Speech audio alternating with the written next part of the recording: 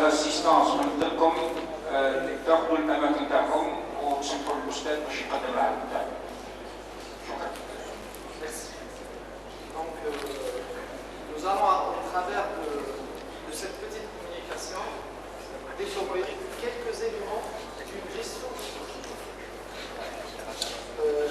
Alors, pour cela, je vais faire l'exposé suivant qui sera articulé autour de la définition du projet. Qu'est-ce qu'un projet? Une méthodologie pour une gestion de projet, et on terminera par le management de la communication. Très important. Alors, qu'est-ce que c'est qu'un projet? Alors, le projet est un mot qui nous vient du latin et qui vient du latin projector, qui veut dire se jeter vers l'avant, se projeter. Donc, on est dans une optique orientée vers l'avant. Et donc, orientée vers le changement. Très important, le changement. Alors, un projet se définit comme une démarche spécifique, structurée, méthodique et progressivement orientée vers une réalité à venir. On veut faire quelque chose. Très souvent, ce quelque chose n'existe pas. On va le créer. Alors, on peut définir un projet par la méthode des DQO, QCCP. Et donc, on va se poser les bonnes questions, les questions qu'il faut. Qu'est-ce que je vais faire quoi? Qui va le faire? Quand? Où? Combien? Comment? Et pourquoi? Donc, c'est à partir de ces interrogations que je vais définir mon projet. Alors, un projet est défini et mis en œuvre pour répondre à un besoin. Je ne vais pas faire un projet pour mon plaisir personnel. Je dois définir un projet par rapport à un besoin qui existe. Pour répondre à un besoin, on peut carrément créer le besoin. Alors, donc, à partir de ce besoin, je vais créer mon projet qui va aboutir à un produit.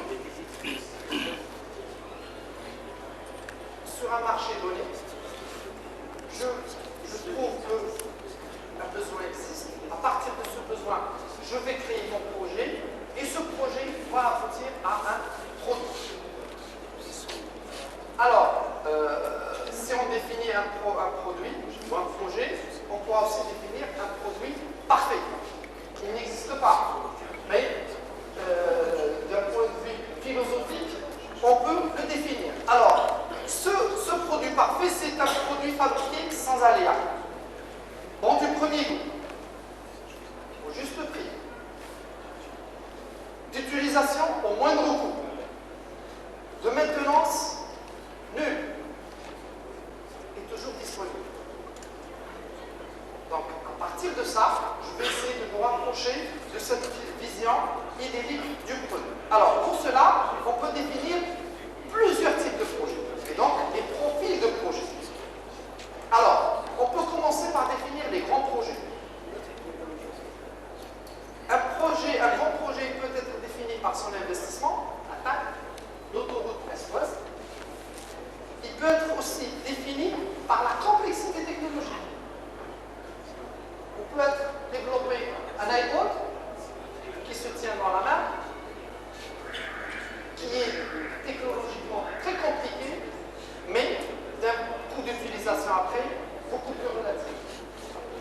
Comme on peut être dans un très grand projet, comme je viens de le souligner. Alors, on peut travailler sur les petits projets, et c'est là ce qui nous intéresse, surtout pour les porteurs de projets, que sont les jeunes universitaires. Alors pour cela, la taille du projet est importante. Une taille relative et une taille absolue, bien sûr, par rapport à quoi? Et on peut définir aussi des projets événementiels. Ça veut dire qu'ils sont très limités dans le temps. Je veux organiser un séminaire. Ça va durer 3 jours et ça se termine. Je veux organiser une fête. Alors, ça dépendra du nombre de personnes et bien sûr l'importance des délais. Est-ce que je serai dans les temps, pas dans les temps? Est-ce que il y a toute la logistique pour faire cela? Alors, on peut définir aussi la typologie d'un projet. Alors,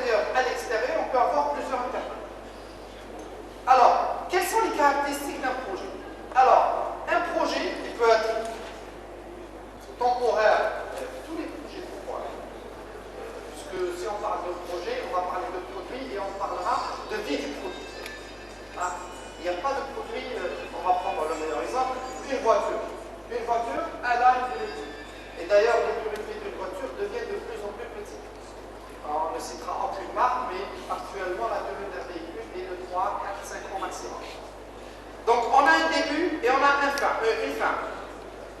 On peut avoir un projet innovant. On va créer une ampoule qui ne consomme pas d'électricité. On revient au projet idéal qui n'existe pas. Mais on peut faire des ampoules qui à faible consommation. On commence à en voir. Alors, notre projet peut être unique.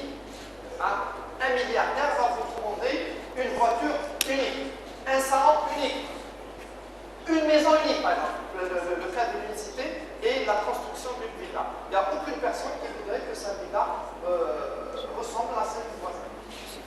On peut attraper à notre échelle. La cravate, par exemple, est l'exemple typique de l'unicité d'un produit. Il n'y a aucune personne qui voudrait que son voisin à côté ait la même cravate. Et puis, on va voir, est-ce que ces projets ont besoin de compétences complémentaires à partir. Ces compétences, on va les chercher à l'extérieur ou à l'intérieur, ou est-ce qu'il faudra carrément faire de la sous-traitance? Et puis, ce projet nécessitera une méthodologie spécifique. Alors, la méthodologie, on verra ça plus tard, on verra l'ordre, on verra terre, ça s'adresse surtout aux projets beaucoup plus importants. Donc, pour nous, ça, ce sont des éléments de gestion de projets beaucoup plus complexes. Alors, on va prendre des exemples de projets. On prendra les grands, les petits et les moyens. Alors, on commencera par la star des projets ingénieurs grands, c'est l'autoroute Express. C'est l'autoroute qui va coûter 10 milliards, qui réglera, qui créera de l'emploi direct, indirect. Donc ça, ce sont des exemples typiques de projets d'État, ce qu'on appelle des projets d'infrastructure, des projets structurants, que c'est l'État qui va être pourvoyeur de ces grands projets. On peut avoir dans ces projets, les projets d'infrastructure, la construction d'un viaduc qui fera partie de cette. Donc on va avoir le gros projet et puis les petits projets. On verra ça plus tard lorsqu'on va faire du fractionnement des tâches. Et puis on va revenir à l'autre projet. Moi, j'enseigne fin de cycle et je n'arrête pas de dire à mes étudiants en mécanique, surtout les filles, pourquoi est-ce que vous ne créez pas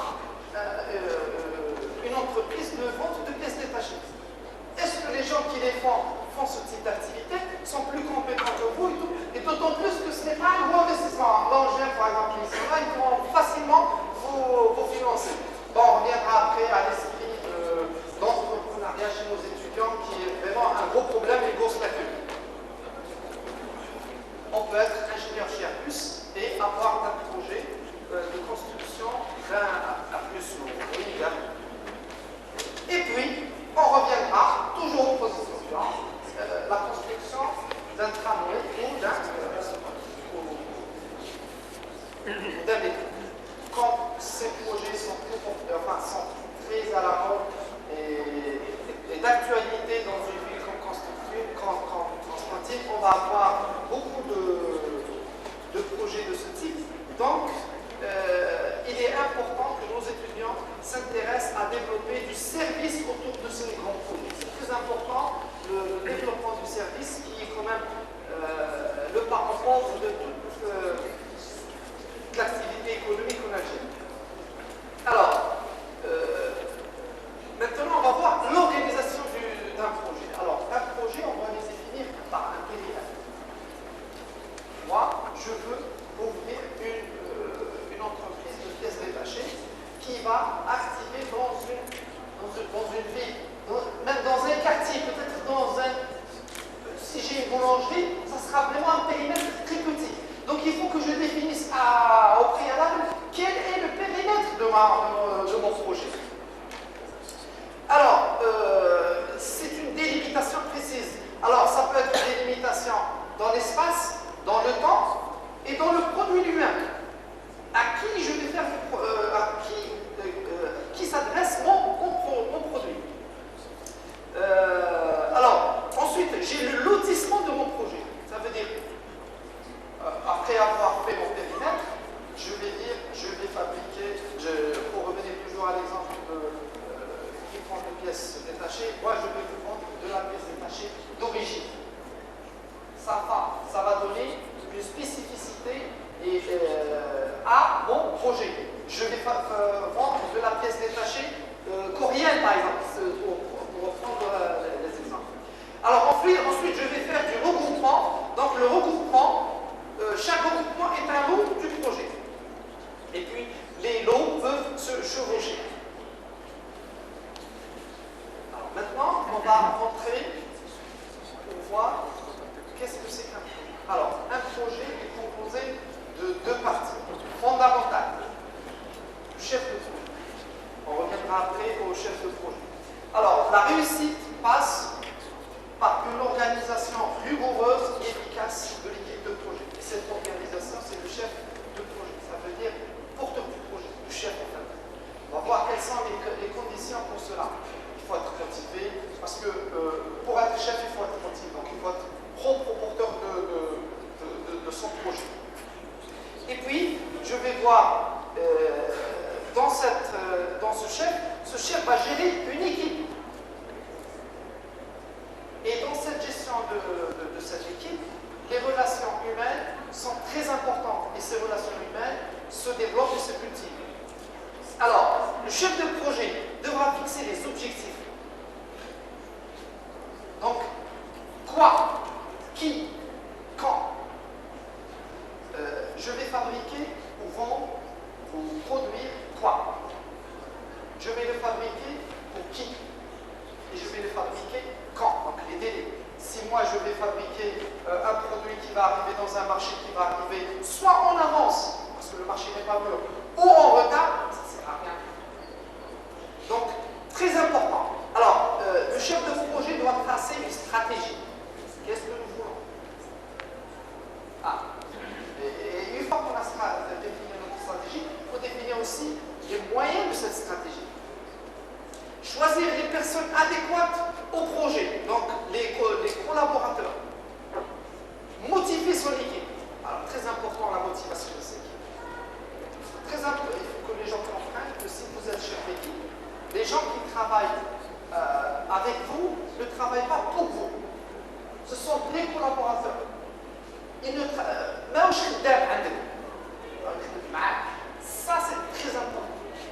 Parce que si on part dans cette logique que ces gens-là travaillent chez moi, on ne va pas partir, on ne va pas avancer parce qu'on ne pourra pas intégrer les ressources de son équipe pour qu'ils deviennent porteurs du projet.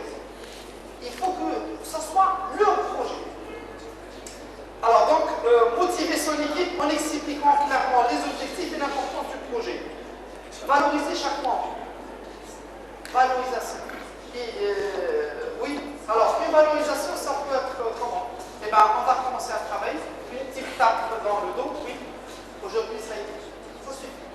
Ça suffit largement à valoriser la personne. Et puis, ça ne sert à rien d'avoir quelqu'un qui est frustré ou qui est mal dans sa peau, dans son équipe. Il sera forcément l'emporteur du projet et donc il ne va pas le faire avancer. Alors, règle chez le chef de projet, la règle des 3 C. Cadrer, conduire et conclure. Il doit cadrer. Stratégie, moyen, conduire. Donc, être avec son équipe. Et le plus important, toujours à la fin d'un projet, que ce soit, il faut conclure. Alors, on peut avoir des conclusions intermédiaires, donc des bilans, et très important à la fin, avoir une conclusion finale. Alors, les différentes tâches d'un projet. Alors, il faut que dans une équipe, chacun ait sa tâche. Parce que cette tâche doit être clairement définie. X va faire ça, Y va faire ça, Z va faire autre chose. Pour que les gens après soient responsables de ces tâches. Avec des objectifs précis et mesurables, donc quantifiables. Des ressources humaines et matérielles. On ne peut pas donner une tâche, on va dire à quelqu'un, allez, non, vous allez partir à 6, vous me ramener ça, et puis il n'a pas de voiture pour se déplacer, ou une prise en charge. Donc il faut qu'il y ait de la ressource humaine, matérielle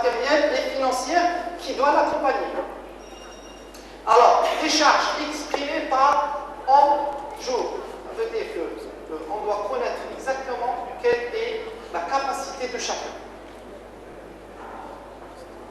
Donc, les tâches doivent avoir une durée, donc un début et une fin. Des tâches courtes qui ne s'éternisent pas. Alors, ensuite, il faut jalonner son projet. Alors, les jalons, c'est quoi? Donc, ce sont des événements clés du projet, montrant une progressivité. Ça veut dire quoi? Donc, je vais faire des repères pour savoir est-ce que mon projet avance ou pas. Des jalons intermédiaires que je dois pouvoir quantifier, mesurer, avec des dates importantes. Donc, je dois avoir un planning. On viendra un peu plus tard sur la planification. Avec des réalisations concrètes, avec des livrables. Ça veut dire qu'on va voir le livrable. Le livrable, ça veut dire que moi, je dis que dans 15 jours, je dois avoir mon cahier de charge qui doit être prêt. Mon premier cahier de charge, si je dois en faire une dizaine. Donc mon cahier de charge, ça sera mon livrable. Donc le livrable est un résultat intermédiaire d'un projet. La planification. Donc je dois déterminer mes objectifs, les ordonnancer les tâches du projet et estimer leurs charges afin de pouvoir les réaliser.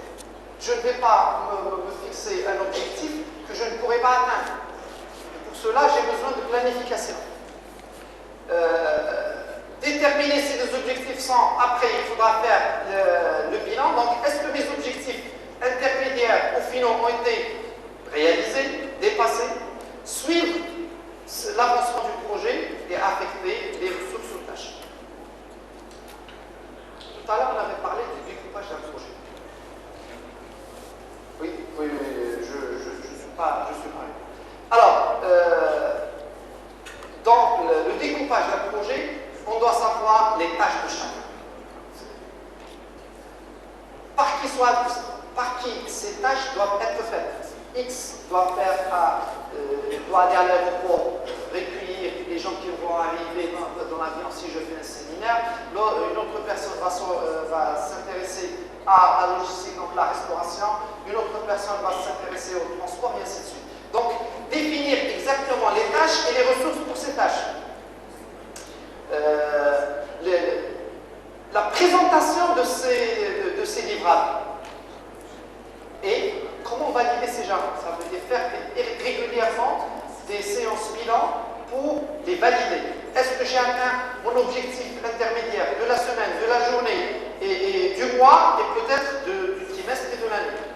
Fonctionner toujours par objectif. Alors, les outils de planification, ce sont des outils qui sont connus. Donc, le plus connu sont Gantt et PERT. Alors, la méthode des plannings, donc c'est une construction par les tâches sous forme de graphique. Après, on va avoir des superpositions de tâches, des tâches que l'on va faire en série, d'autres que l'on va faire en tâches. Et pour cela, il y a des outils de modélisation. Alors, la technique Gantt, donc c'est la technique des barres, et enfin la technique PERT, qui est la méthode des potentiels étapes. Alors, ça, les gens qui font un peu de recherche opérationnelle, lorsqu'on s'intéresse surtout aux grands projets, ça, ce sont des outils qui sont fondamentaux pour la gestion de projet. Budgétiser son projet. Tout à l'heure, on parlait des banques. Ben, si moi, je vais faire une maison qui va coûter 10 millions de dinars et que moi, j'ai 25 000 de dinars de revenus moyens, ben, ça ne pourra pas marcher. Donc, il faut avoir vraiment une budgétisation. Alors, la budgétisation du projet passe par la somme des coûts, des ressources humaines du projet et des ressources matérielles. Ça veut dire, si j'ai besoin de matériaux de construction et j'ai besoin aussi de main-d'œuvre. Donc, il faut que je puisse les payer, alimenter mon projet régulièrement. Alors, on n'est pas très loin de la fin. Alors, pour tout cela, il existe des logiciels de gestion de projet qui sont connus, qui sont du grand public, dont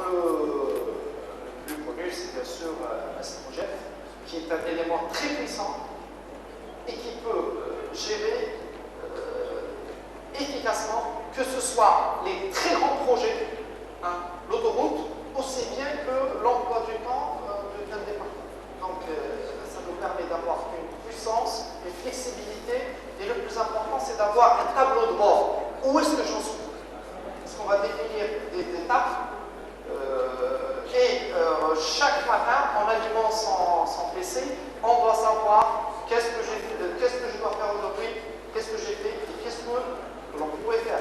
Si j'ai du retard, est-ce que je dois en calculer? Donc, MS Project est vraiment l'outil puissant, le plus large, le plus disponible et le plus répandu. Bien sûr, à côté, on a d'autres outils de gestion dans le project management, open source, CPM, et ainsi de suite. Alors, les bilans. Le bilan, toujours clôturer son projet. Alors, lorsqu'on clôture son projet, ça ne veut pas dire qu'on va arrêter son projet. Clôturer son projet, c'est une étape pour faire des bilans, relever les insuffisances, les points positifs, écrire ça. Très important d'écrire. Nous sommes issus d'une société orale et nous créons cette culture de l'oral qui est tout le temps reprochée. On n'écrit pas. Toujours écrire. Alors, pourquoi écrire? Parce qu'on doit intégrer ça dans un bilan de fin de projet et le plus important, dans une base de données. Une base de données, c'est quoi? Je vais noter toutes mes erreurs et tous mes points positifs. Comme ça, lorsque je passerai à un deuxième projet, qui est forcément pas très différent du premier, je pourrai récupérer toutes ces expériences, c'est un retour d'expérience. Et on va terminer avec le management de la communication. Ça veut dire, j'ai un produit, il faut que je le vende, il faut que les autres sachent que j'ai un produit. Et pour cela, je dois avoir une stratégie de communication. Alors, dans cette stratégie, je dois savoir exactement qui a besoin de l'information. Et de quelle information? Quand? Sous quelle forme?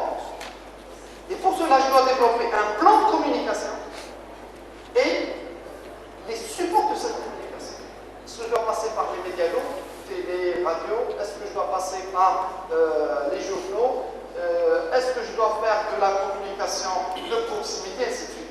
Et donc, ça dépend de votre projet et du type de communication qu'il faut. Mais c'est fondamental d'avoir un plan de communication. Même si vous vendez de la pièce détachée dans un quartier très pauvre de la ville, vous devez avoir cette stratégie de communication, ne serait-ce que pour les gens que vous connaissez. Et ça doit être intégré dans votre plan de développement du projet. Je suis à la fin. Alors, on termine par les facteurs clés du succès. Ils sont connus, hein. On ne crée rien du tout. Chef de projet. Et il faut un seul chef. Alors, ça c'est le problème classique des ensembles de jeunes qui s'associent pour faire un projet. Et après, qui va être le chef de ce projet? Alors, on a défini tout à l'heure, il faut que le chef de projet ait une stratégie, valoriser son équipe et ainsi de suite. Donc, équipe, projet motivé. Il faut que les gens soient porteurs du projet. Si on n'est pas porteur du projet, on ne va pas aller loin. Maîtriser les freins du changement. Alors ça c'est un autre problème qui est lié à tout ce qui est nouveau. Vous savez très bien que l'être humain a peur du changement. Et le progrès, c'est le changement. Donc c'est contradictoire. Mais la nature humaine reste comme ça. On a peur du changement. Mais il faut y aller. Et les gens qui gagnent, ce sont les gens qui osent et donc qui bravent cette peur du changement. Le droit à l'erreur. Le droit à l'erreur, pourquoi? Parce que nous sommes des humains.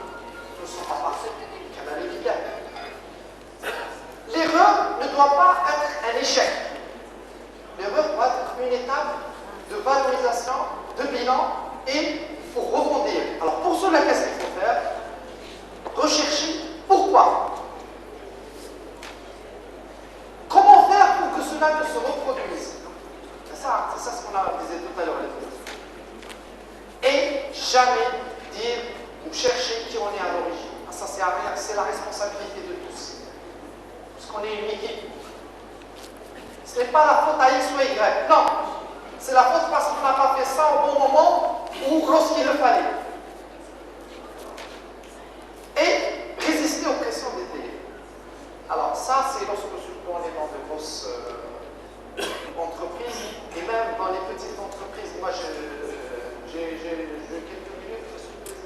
Je donne juste un exemple. Je conclue.